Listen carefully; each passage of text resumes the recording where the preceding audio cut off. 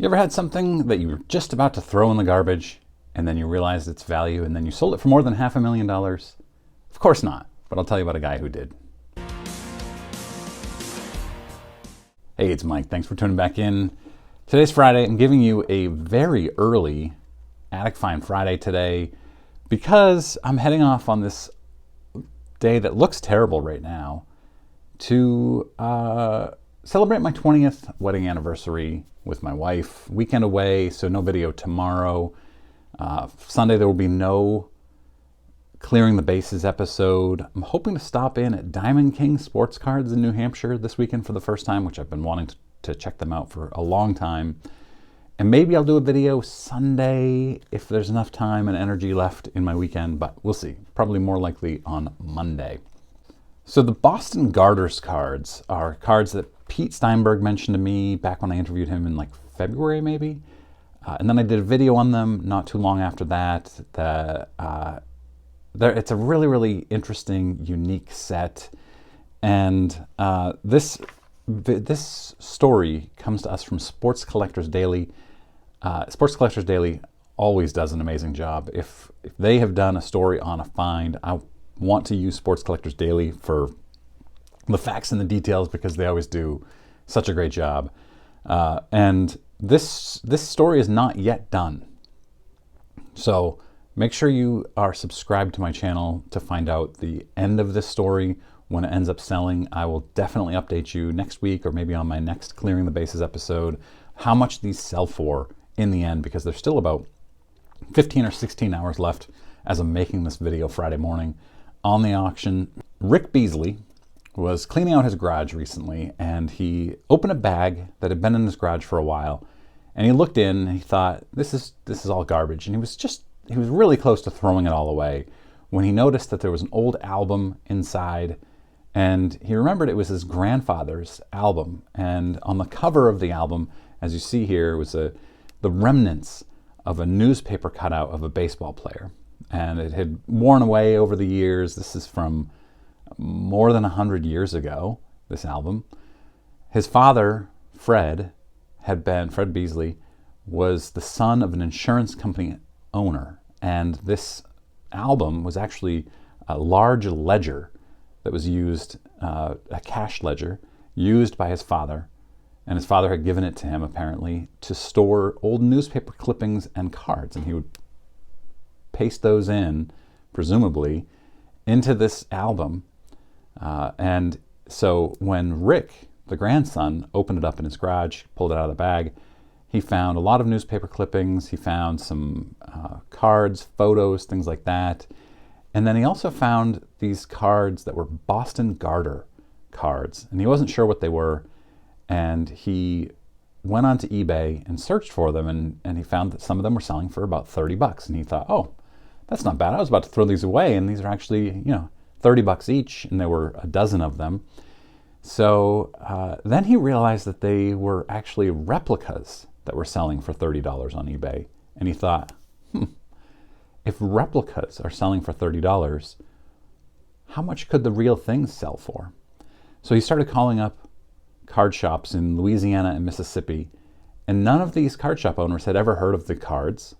In fact, many of the card shop owners blew him off. I'm wondering, how many of you would give up at this point? You're not sure what you have. Nobody's ever heard of them. You can't find anything on them anywhere. Would you give up? Let me know in comments. Of course, I would Google it, Boston Garters card, and then put the name of the player in, which I guess Rick didn't do. But he ended up sending photos to Heritage Auctions, and within 30 minutes, Derek Grady from Heritage Auctions called him and wanted to meet with him and see his cards because these are insanely rare. Last time these sold as a set was about 30 years ago. So yeah, it's very, very rare. And I'll talk a little bit more about that here. So the set of 12 Boston Garters was provided to retailers in the 1910s. George Frost Company sold garters. Garters were popular men's accessories that held socks up back then. before elastic was added to socks to hold your socks up on their own. And in the 1910s, the George Frost Company was a thriving company. And they started in 1912 using baseball players to promote their products. And they produced in 1912 a set of 16 cards of baseball players. These were big paintings of baseball players, and they were showing leg in them. They were advertising sock garters, things that kept your socks up. And it's just kind of a weird set. And they were available by mail order. They were not very popular. In the PSA Pop Report, there's only 1. In the SGC Pop Report, there's only 10 cards. So they just weren't that popular. But 2 years later, they came out with another set, 1914 Garters. There were 12 cards in color, 10 in black and white. And in the color, they have the biggest stars. So these were very large. They were only used in store displays, most likely thrown away, just like any other store displays. At some point, most of them get thrown away. In the Pop Report, PSA has 2, SGC 43. Rick worked with Heritage to get these listed. For some reason, they've decided on a either or. They're selling them as individuals, or they're selling them as a set, whichever goes for more. So you can go in and you can bid on the entire set, which is now going for over $500,000 with a little under a day to go. Or you can bid on the individual ones. And at the end of the day, literally at the end of today, at the end of the auction, they will sell them either split up or as a set to whichever one gets the highest bidder. So if the total of the individual ones is more than the set goes for, then they will split it up and sell it to the people who bid on it. It's kind of a weird way of doing this.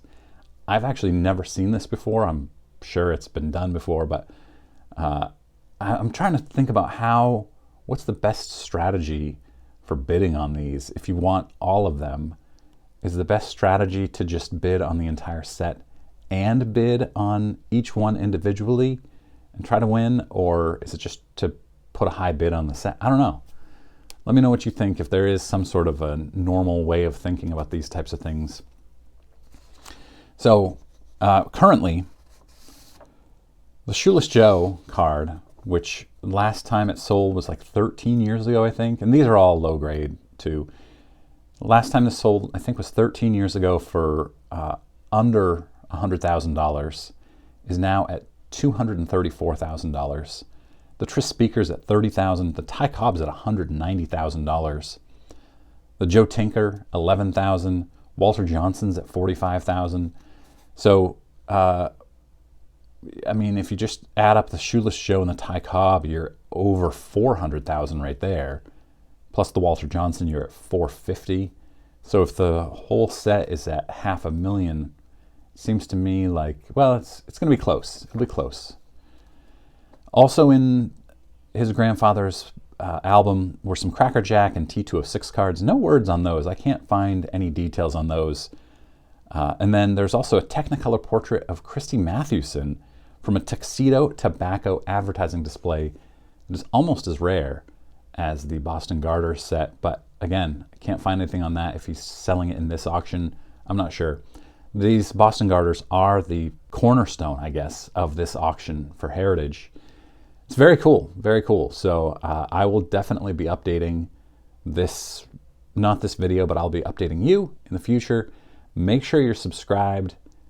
We've got a lot more Attic Find Fridays coming out in the near future, every Friday basically. So next week, I'm aiming to put out the Your Favorite Childhood Card video. I also have Your Oldest Cards, and maybe I'll just, I'll do like a weekly subscriber series.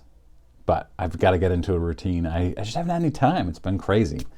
So anyway, thanks very much for watching. I hope you guys have a great weekend.